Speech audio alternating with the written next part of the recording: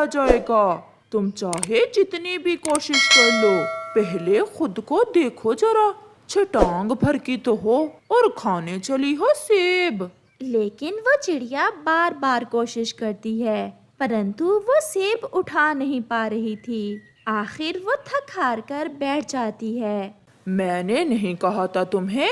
चिड़िया, जितनी भी कोशिश कर लो सब बेकार जाएगी। तुम जैसी चिड़िया तो एक गेहूं का सिट्टा उठा नहीं सकती, और तुम सेब पर अपनी चोंच डाल रही हो। वैसे अब तो तुम मुझे पहले से भी ज्यादा कमजोर लग रही हो। लगता है अब तुम जल्दी ही खत्म हो जाओगी। चिड़िया बेचारी खामोशी से उस कालू कौवे की बातें सुन रही थी, लेकिन वो उसे कोई जवाब नहीं देती। उस चिड़िया को जब वो छोटी सी थी, एक बीमारी लग गई थी, जिस कारण उसका शरीर बहुत कमजोर रह गया था। वो चिड़िया जिंदा तो बच गई थी, लेकिन उसके शरीर की कमजोरी अभी तक खत्म नहीं हुई थी। यही वजह थी कि वो भोजन भी ठीक से ढूंढ नहीं पाती थी, और अगर कुछ बड़ा खाने को मिल जाता तो वो उसे उठा ना पाती। कौवा चिड़िया का मजाक बनाता हुआ चिड़िया के पास आता है और कहता है, कमजोर चिड़िया ऐसे उठाते हैं भारी चीज। और वो तुरंत सेब उठाकर वहां से उड़ जाता है। चिड़िया बेचारी निराश होकर उड़ने ही लगती है कि वहां पास में ही एक बेरी का पेड़ उसे आवाज देता है। चिड़िया, मेरी बात सुनो। ये मुझे कौन आवाज दे रहा है? यहाँ तो कोई भी नहीं है। फिर चिड़िया का ध्यान बेरी के पेड़ पर जाता है, जो उसे अपनी तरफ बुला रहा था। चिड़िया उसके पास जाती है। जी पेड़ जी, आप क्या कहना चाहते हैं मुझसे? चिड़िया, मैंने उस कौवे को कई बार तुम्हारा मजाक बनाते देखा है। वो बहुत बुरा कौवा है। तुम ऐसा करो, मुझसे एक बेर तोड़कर खा लो। पेड़ जी, पहले उस कौवे ने मेरा मजाक बनाया और अब आप बना रहे हो। अगर मुझ में इतनी शक्ति होती तो मैं सेब ना उठा लेती। मुझ में आपका बेर तोड़ने की ताकत नहीं है। चिड़िया, मैं तुम्हारा मजाक नहीं बना रहा। मैं कोई आम पेड़ नहीं हूँ, मैं एक जादुई पेड़ हूँ। मेरा बेर खाने से तुम बहुत शक्तिशाली बन जाओगी, और फिर तुम भारी से भारी चीज भी उठा लोगी। सच में पेड़ जी, क्या ऐसा भी हो सकता है? तुम खा कर तो देखो। फिर पेड़ खुद ही एक बेरी चिड़िया को देता है। उस बेरी के खाते ही चिड़िया तो खुद को बहुत शक्तिशाली महसूस कर रही थी। आपका बहुत बहुत धन्यवाद पेड़ जी, मैं आपका ये एहसान हमेशा याद रखूंगी। फिर चिड़िया अपने घर चली जाती है। अगले दिन आम के पेड़ के नीचे एक बहुत बड़ा आम पड़ा था। चिड़िया आती है और वो झट से वो आम उठाकर उड़ जाती है। कौवा जो के वो आम उठाने की तैयारी कर रहा था, चिड़िया को इतना बड़ा आम उठाते देख हैरान हो जाता है। बाप रे बाप, ये आम तो मैं भी बहुत मुश्किल से उठा पाता, और ये चिड़िया तो उसे ऐसे उठा कर ले गई जैसे किसी रुई को उठा कर ले गई हो। चिड़िया तो बहुत शक्तिशाली और सुंदर दिख रही है। मुझे अब चिड़िया से दोस्ती करना होगी, इससे पहले कि कोई और दोस्ती करे चिड़िया से। फिर कौवा चिड़िया के पीछे उड़ता है। चिड़िया भी एक जगह बैठी वो आम खा रही थी।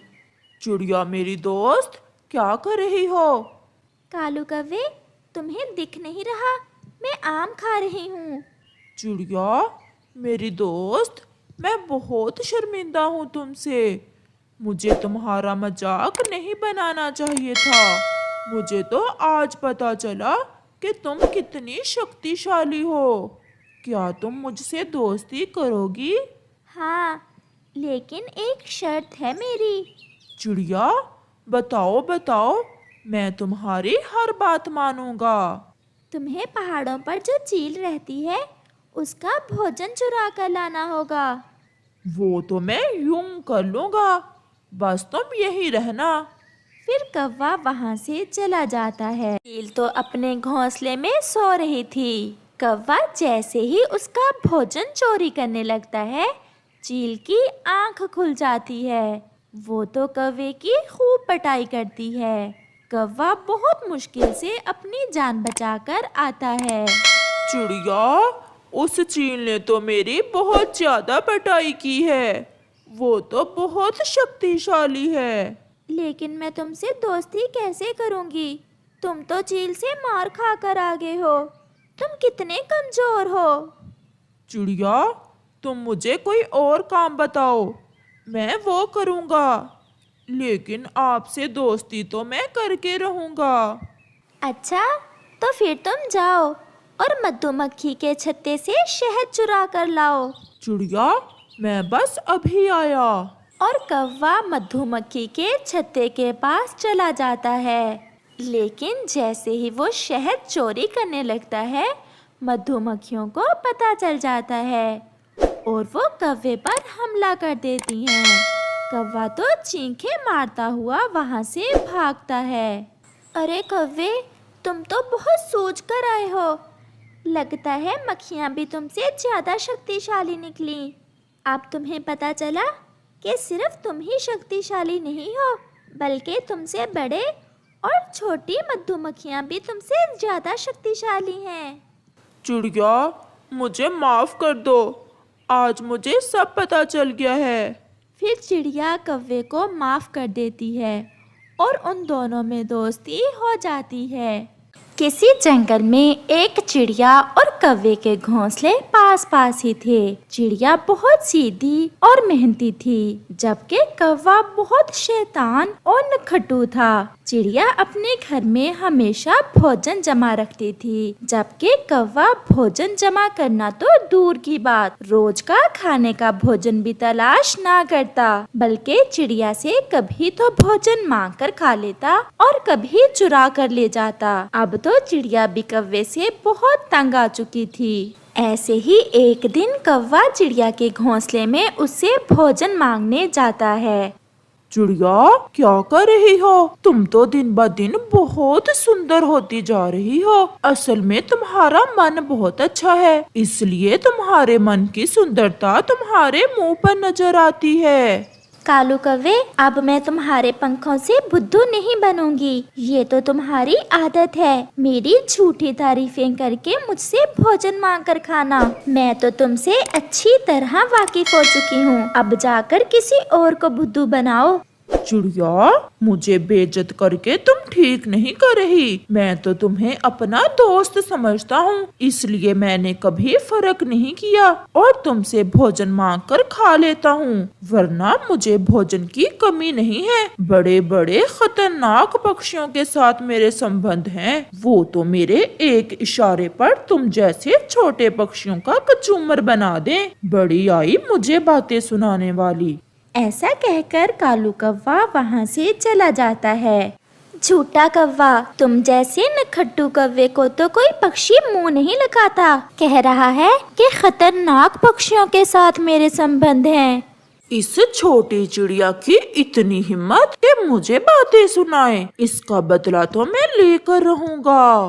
फिर कालू कौवे के दिमाग में एक विचार आता है। अब लूंगा मैं बदला अपनी बेइज्जती का उस छोटी चिड़िया से। अगले रोज कौवा फिर से चिड़िया की तरफ जाता है। तुम आज फिर से आ गए, लेकिन मैं तुम्हें कुछ नहीं दूंगी। चिड़िया, तुम तो हर समय मुझे गलत ही समझती रहती हो। मैं तो इसलिए आया था कि आज हम दोनों एक साथ भोजन ढूंढ कर लाते हैं। मैंने भी अब फैसला कर लिया है कि मैं अपना भोजन ढूंढ कर खाया करूँगा। फिर चिड़िया कौवे के साथ भोजन की खोज में चली जाती है। वो भोजन ढूंढते ढूंढते साथ वाले गांव चले जाते हैं। वहाँ एक घर के आंगन में लाल मिर्ची पड़ी हुई थी। कौवा चिड़िया से कहता है, चिड़िया, क्यों ना हम दोनों मिर्ची खाने का मुकाबला करें और जो मुकाबला जीत गया, हारने वाले को उसकी एक बात मानना होगी। चिड़िया अपने मन में सोचती है, अगर मैं मुकाबला जीत गई तो मैं कौवे को इस जंगल से ही निकाल दूंगी। लेकिन कौवे ने तो अपने दिमाग में कुछ और ही सोच रखा था।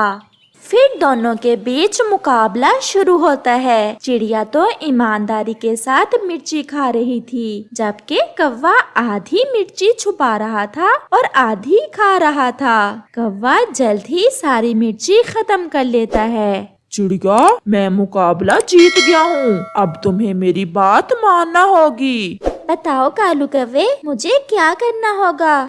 करना तुम्हें कुछ नहीं है, बस मरने के लिए तैयार हो जाओ। क्या मतलब है तुम्हारा? मतलब ये कि हम दोनों में तय हुआ था कि हारने वाले को जीतने वाले की बात मानना होगी। चिड़िया बेचारी बेबस हो जाती है और कौवे की बात मान लेती है। ठीक है, मुझे तुम्हारी बात स्वीकार है, लेकिन तुम पहले अपनी चोंच धोकर आओ। कितनी गंदी लग रही है तुम्हारी चोंच। वो तो मैं अभी धो आता हूँ, बस तुम यही रहना। कौवा वहाँ से चला जाता है। वो सीधा नदी के पास जाता है और जैसे ही अपनी चोंच धोने लगता है, नदी कौवे से कहती है, अरे कौवे, क्या तुम मुझे अपनी गंदी चोंच से गंदा करोगे? जाओ जाकर मटका लेकर आओ और मटके में पानी भरकर फिर अपनी चोंच धोना। ऐसे मैं तुम्हें अपना पानी नहीं दूंगी। फिर कौवा कम्हार के पास जाता है। कम्हार जी, मुझे एक मटका चाहिए। मेरे पास मटका बनाने के लिए मिट्टी नहीं है, जाओ पहले मुझे मिट्टी ला कर दो, फिर मैं तुम्हें मटका बना कर दूंगा। फिर कौवा मट्टी लेने धरती के पास जाता है। धरती कौवे से कहती है, काले कौवे, जाओ जाकर पहले खुरपा लेकर आओ, फिर ही मैं तुम्हें अपनी मट्टी दूंगी। फिर कौवा खुरपा लेने लोहार के पास जाता है। लोहार कौवे से कहता है, मेरे पास आग खत्म हुई है, तुम जाकर पहले मुझे आग ला कर दो, फिर ही मैं तुम्हें खुरपा बना कर दूंगा। फिर कौवा आग लेने एक किसान के घर जाता है। वहाँ उस किसान की पत्नी चूल्हे में आग जलाकर भोजन बना रही थी। कौवा जाकर किसान की पत्नी से आग मांगता है, तो किसान की पत्नी जलती हुई लकड़ी कौवे की चोंच में दे देती है, जिससे कौवे का मुंह बुरी तरह जल जाता है। अब चिड़िया खाना तो दूर की बात, वो तो अब दाना भी नहीं खा सकता था और कौवे को उसके धोखे की सजा मिल जाती है।